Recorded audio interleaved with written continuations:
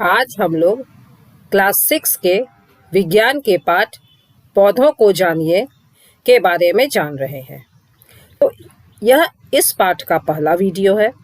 इस वीडियो में हम लोग जानेंगे कि पौधों के मुख्य भाग कौन कौन से हैं और पौधों का वर्गीकरण हम कितने प्रकार से और किस आधार पर कर सकते हैं।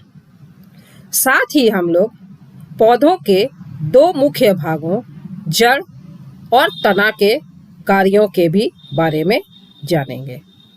तो चलिए हम लोग शुरू करते हैं। यहाँ पर चित्र में बच्चों तुम लोग एक पौधा देख रहे हो। पौधे का वह भाग जो जमीन के नीचे होता है उसे हम लोग जड़ कहते हैं। यहाँ देखो यह जड़ दिखाई दे रहा है। जड़ को इंग्लिश में कहा जाता है ROOT रूट। जड़ के ऊपर तना होता है जिसे हम लोग स्टेम कहते हैं STEM। स्टेम पर ही तने पर ही डालियां लगी होती हैं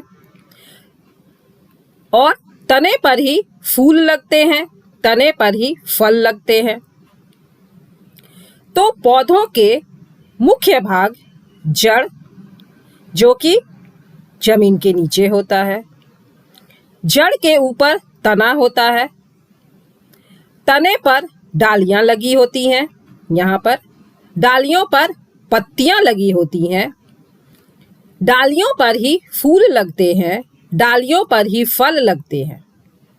तो यह पौधों के मुख्य भाग है। यहाँ देखो मैंने एक टमाटर का पौधा लिया है।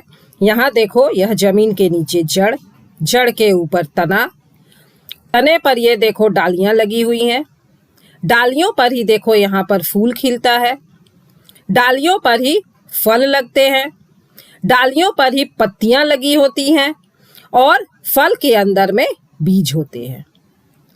तो ये थे पौधों के मुख्य भाग।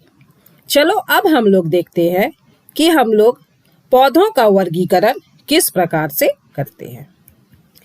तो यहाँ पर सबसे पहले हम लोग पौधों का वर्गीकरण करते हैं पेड़, वृक्ष। यहाँ पर बच्चों यह कौन सा पौधा दिख रहा है? आम का पौधा, आम का पेड़, यह नीम का पेड़, यह नारियल का पेड़ और यह जो है यह चीड़ का पेड़ है। तो आम का पेड़, नीम का पेड़ या नारियल का पेड़ यह तो तुम लोग अपने अगल बगल अड़ोस पड़ोस में देखते हो, लेकिन यह चीड़ का पेड़ जो है यह पहाड़ों के ऊपर पर्वतीय क्षेत्रों में पाया जाता है।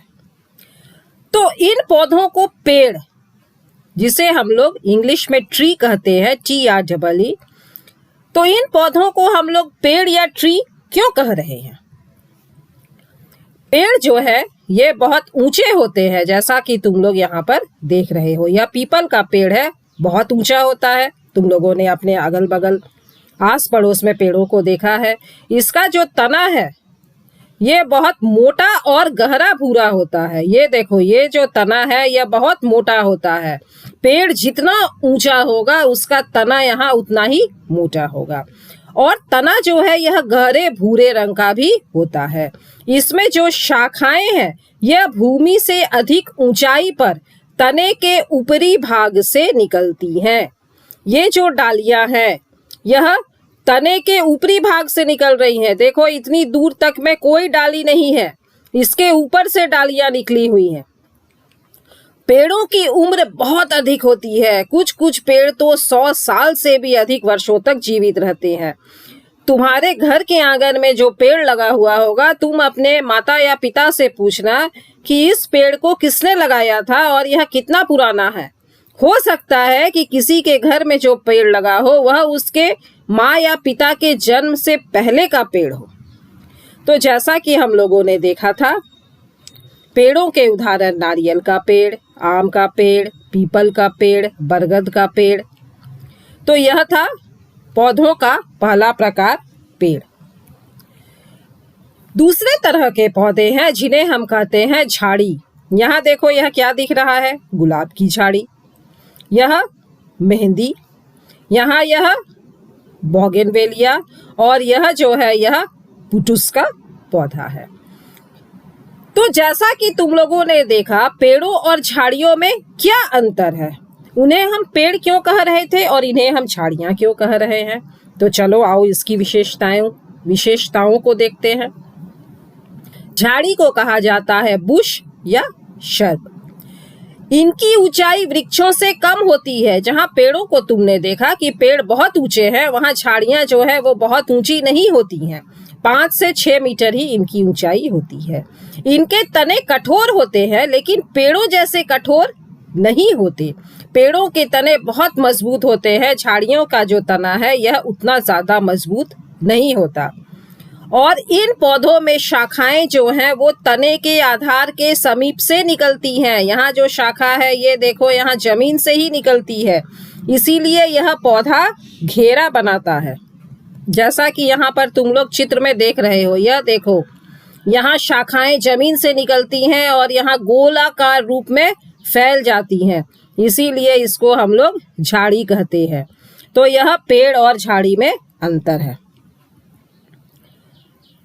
और इनकी उम्र भी, जहां हम लोगों ने देखा कि पेड़ों की उम्र 80 से 100 वर्षों तक की भी होती है, लेकिन झाड़ियों की उम्र जो है वह 8 से 10 वर्षों की ही होती है। अब हम लोग पौधों के तीसरे प्रकार के बारे में जानेंगे।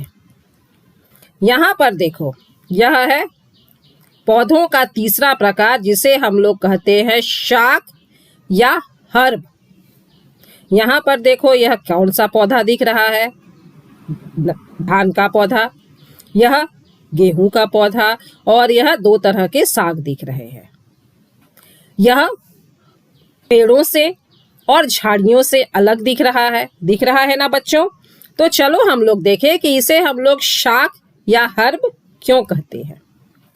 इन पौधों की लंबाई बहुत कम होती है, लगभग ये पौधे 1 से 2 मीटर ही लंबे होते हैं। इसके जो तने हैं, ये तने बहुत कोमल होते हैं और हम इन्हें आसानी से तोड़ देते हैं। इनमें शाखाएं नहीं होती। जहां हम लोगों ने पेड़ों में देखा या झाड़ियों में देखा कि वहां बहुत सारी शाखाएं होती है, डालियां होती है, तो ये जो हर्ब है, शाक है, इसमें शाखाएं नहीं होती और इसकी उम्र भी बहुत कम होती है, लगभग 3 से 4 महीने। जैसे तुम लोग अपने आसपास देखते हो, जून में धान का पौधा हम लोग लगाते हैं और अक्टूबर के महीने में काट लेते हैं। मतलब 3 से 4 या 5 महीने ही इनकी उम्र होती है। और इसके उदाहरण में था धान का पौधा, गेहूं का पौधा, पालक का पौधा।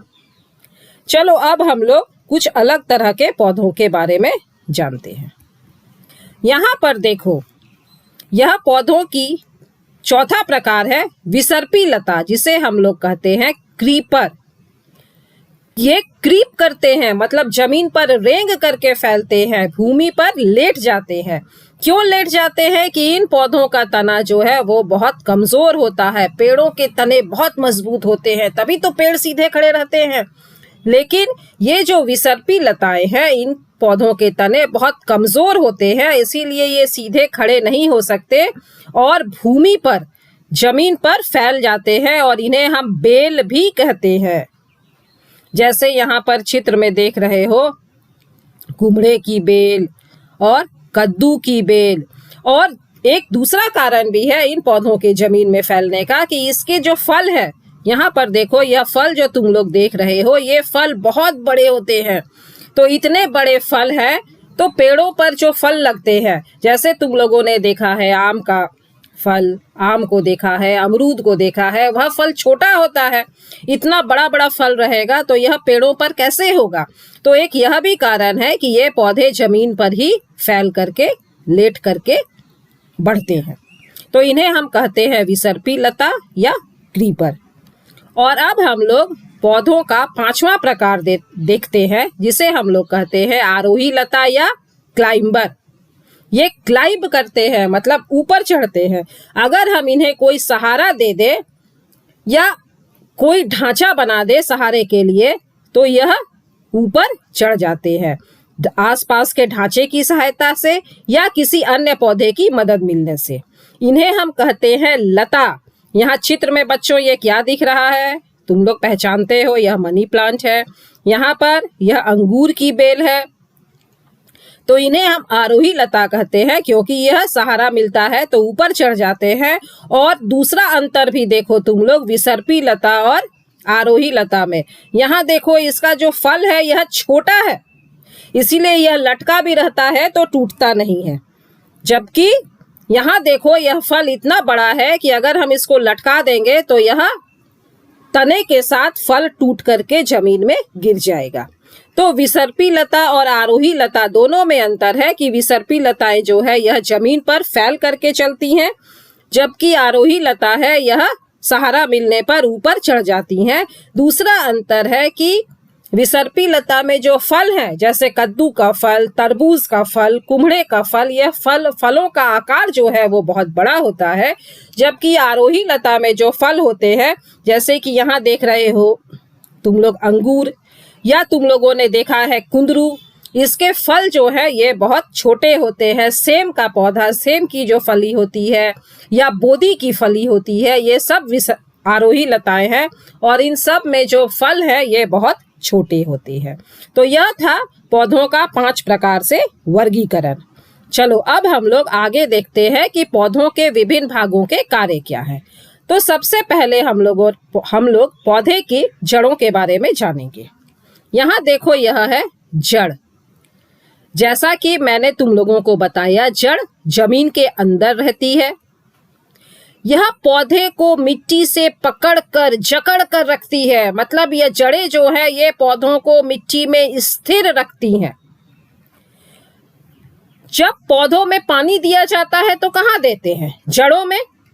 पानी मिट्टी में अंदर चला जाता है और पौधों को जब अपने भोजन के लिए उस पानी की जरूरत होती है तो ये जड़ें ही होती हैं जो मिट्टी से पानी को खींचकर पौधों तक पहुंचाती हैं। कुछ पौधों में जड़ें भोजन का संचय भी करती हैं, मतलब जो अतिरिक्त भोजन है वह पौधों की जड़ों में जमा हो जाता है और वैसी जड़ें फूल जाती हैं। जैसे यहाँ पर चित्र में देख रहे हो यह गाजर, यहाँ पर यह देखो मूली और यहाँ पर यह शकरकंद। तो याद रखोगे कि जो गाजर, मूली, शकरकंद, शलजम आदि हम लोग खाते हैं, यह पौधे की जड़ें हैं जो कि भोजन का संग्रह कर फूल गई हैं। चलो अब हम लोग जड़ों के प्रकार के बारे में जानते हैं।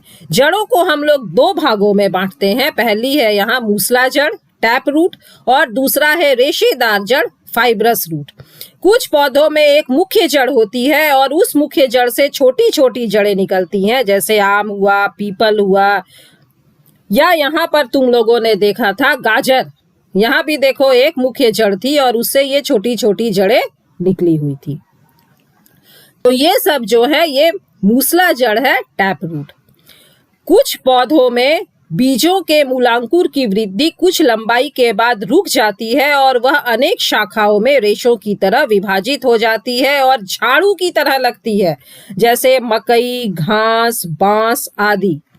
यहाँ पर देखो यह है मूसला जड़, जिसमें एक यहाँ मुख्य जड़ है और उससे ये छोटी छोटी सहायक जड़ें निकली हुई हैं। और यहाँ देखो यह रेशेदार जड़ है, इसमें कोई मुख्य जड़ नहीं है बल्कि सभी झाड़ू की तरह जड़ें निकली हुई हैं। तो गेहूं का पौधा, धान का पौधा, घास में इस तरह की यह रेशेदार जड़ पाई जाती है। तो जड़ें 2 प्रकार की हैं, मूसला जड़ और रेशेदार जड़। अब हम लोग देखेंगे तना। जड़ के ऊपर तना होता है। तना पौधे का सबसे दृढ़ भाग होता है, जिसे हम लोग स्तंभ भी कहते हैं। तने का कार्य, तना पौधे को सीधा खड़ा रखता है, इसीलिए वृक्षों में तने मोटे होते हैं। वृक्ष बहुत ऊंचे होते हैं, बहुत लंबे होते हैं, इसीलिए उसमें तना जो है बहुत मोटा होता है। और जिन पौधों में तने कमजोर होते हैं वे पौधे सीधे खड़े नहीं हो सकते, जैसे कि बेल और लताएं। जैसा हम लोगों ने देखा कद्दू की बेल, तरबूज की बेल या अंगूर की लता, मनी प्लांट, इन पौधों में तने कमजोर हैं, इसीलिए ये पौधे सीधे खड़े नहीं हो सकते। इसके बाद हम लोगों ने देखा कि जड़ें जो हैं वो जमीन से पानी को खींचकर ऊपर पहुंचाती हैं। तो जड़ें जमीन से पानी को अवशोषित की और पानी को लेकर के तने को दी और तना फिर इसको ऊपर डालियों और पत्तियों तक लेकर के जाता है। तने पर ही डालियां लगी होती हैं। यहाँ देखो, ये जो डालियां हैं यह तने पर ही लगी हुई होती है। कुछ पौधों में तने भोजन संचय का काम भी करते हैं। जिस तरह से हम लोगों ने देखा कि कुछ जड़ों में भोजन जमा हो जाता है, इसी तरह कुछ पौधों के तने में भी भोजन जमा हो जाता है और वे मोटे होकर फूल जाते हैं तथा हम लोगों के खाने के काम में आते हैं। जैसे यहाँ देखो, आलू, प्याज, अदरक, ये सब पौधे के तने हैं जिन्हें हम लोग खाते हैं। तो इस वीडियो में हम लोग इतना ही जानेंगे। इसके अगले भाग में हम लोग पौधों का जो दूसरा भाग बच गया है, पत्ती और फूल, उसके बारे में पढ़ेंगे। धन्यवाद।